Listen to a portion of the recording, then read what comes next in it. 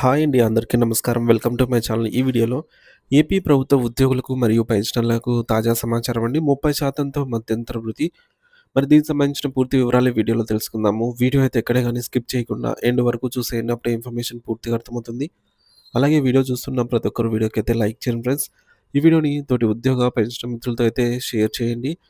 కొత్తగా మన ఛానల్ చూస్తున్నవారు ఇంకా ఎవరైనా సబ్స్క్రైబ్ చేసుకోనట్లయితే వెంటనే మన ఛానల్‌ని సబ్స్క్రైబ్ చేసుకోండి.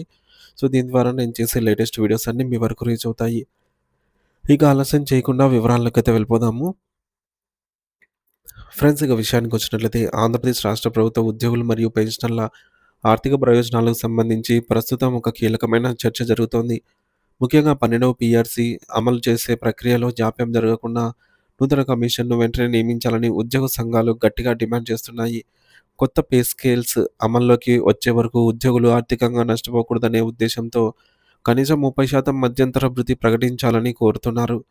ఈ మేరకు పీఆర్‌టీయూ జిల్లా అధ్యక్షుడు నరహరి అంజన్ రెడ్డి బుధవారం ఒక అధికారిక ప్రకటన విడుదల చేస్తూ ప్రభుత్వ ఉద్యోగుల జీతభత్యాల విషయంలో ప్రభుత్వం తక్షణమే స్పందించాలని కోరారు. ఉద్యోగుల డిమాండ్లలో కేవలం ఐఆర్ మాత్రమే కాకుండా ఇతర కీలక అంశాలు కూడా ఉన్నాయి.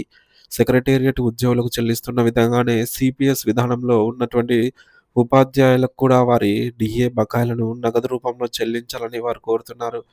దీనివల్ల ఉపాధ్యాయులకు కొంత ఆర్థిక ఊరట లభిస్తుందని అయితే ఆశిస్తున్నారు. అలాగే ప్రస్తుతం సర్వీస్‌లో కొనసాగుతున్నటువంటి ఉపాధ్యాయులకు టెట్ నిబంధన నుండి మినహాయింపు ఇవ్వాలని, దీనివల్ల సీనియర్ ఉపాధ్యాయులకు ప్రయోజనం చేకూరుతుందని విజ్ఞప్తి చేశారు. 10వ తరగతి విద్యార్థుల కోసం ప్రభుత్వం అమలు చేస్తున్న 100 రోజుల ప్రత్యేక యాక్షన్ ప్లాన్ సెలవు దినాలను మినహాయించాలని, తద్వారా అటు విద్యార్థులకు, ఇటు ఉపాధ్యాయులకు పనిభారం తగ్గుతుందని సూచించారు.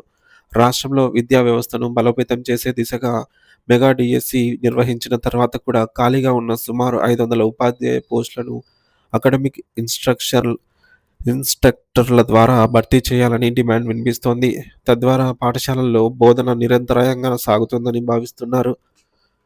మరోవైపు ఏపీ టీచర్స్ గ్రిల్డ్ ఎయిడెడ్ పాఠశాలల సమస్యలపై దృష్టి సారించింది.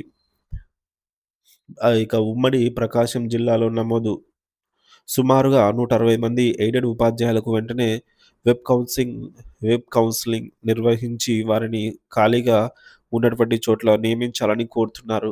మరి దీనికి సంబంధించి జీవో నంబర్ 1 ప్రకారంగా సీనియారిటీ జాబితాను పారదర్శకంగా రూపొందించాలని కోరారు. మండలాల వారీగా ఎయిడెడ్ ఉపాధ్యాయుల సంఖ్యను మరియు పాఠశాలలో విద్యార్థుల సంఖ్యను సరిపోల్చాలని వారు సూచించారు. ముఖ్యంగా విద్యార్థులు అసలు లేని 14 ఎయిడెడ్ పాఠశాలల్లో పనిచేస్తున్న ఉపాధ్యాయులను 40 మంది కంటే తక్కువ విద్యార్థులున్న 42 ఎయిడెడ్ పాఠశాలల్లో సర్దుబాటు చేయాలని కోరుతున్నారు. దీనివల్ల ఉపాధ్యాయ వనరులు వృధా కాకుండా ఉంటాయని, కొత్త డీఈఓ ఈ అంశంపై ప్రత్యేక శ్రద్ధ వహించి తగిన చర్యలు తీసుకోవాలని విజ్ఞప్తి చేశారు. రాష్ట్ర వ్యాప్తంగా ఉన్న లక్షలాది మంది ఉద్యోగులు మరియు పెన్షనర్లు తమ ఆర్థిక భద్రత కోసం 30% ఐఆర్ ప్రకటన కోసం ఎంతో ఆసక్తిగా ఎదురుచూస్తున్నారు. ఈ సమాచారం ఈ వీడియోని తోటి మిత్రులతో ఉద్యోగ మిత్రులతో అయితే షేర్ చేయండి friends. Thank you for watching this video.